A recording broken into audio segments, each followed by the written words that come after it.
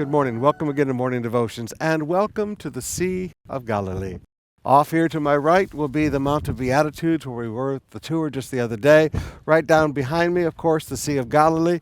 Off here to the left, there we find Magdala, and farther down, Tiberias. But straight behind us on the other side of the Sea of Galilee is a place called the Gadarenes, all the way across to that far side. Just follow the sunshine across, and that will be the Gadarenes. And that's where we want to focus our teaching today.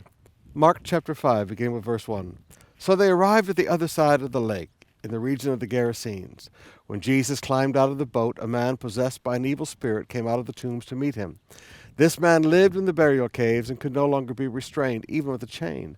Whenever he was put into chains and shackles, as he often was, he snapped the chains from his wrists and smashed the shackles. No one was strong enough to subdue him. Day and night he wandered among the burial caves and in the hills, howling and cutting himself with sharp stones.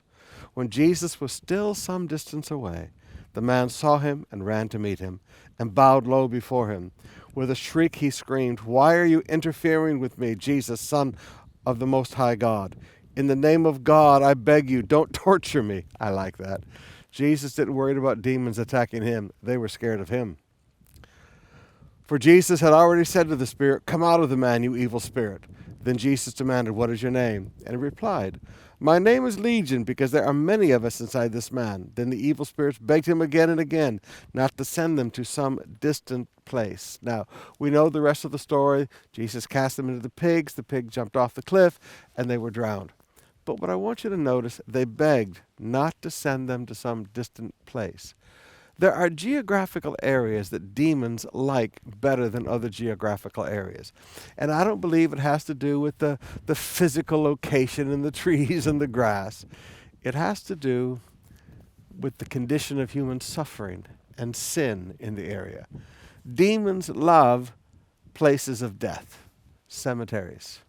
They love the tombs. They love the stench of death. They love the grief and the mourning that takes place there.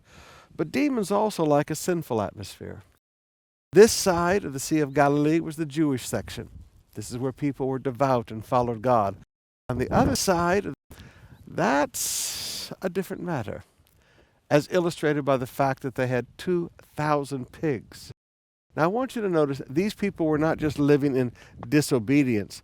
These people were living in extravagant disobedience. They didn't have one or two pigs on the sly. They had herds of pigs, 2,000 of them. These were people who lived in extravagant disobedience, and they really didn't care about anything but making their money and making their profit.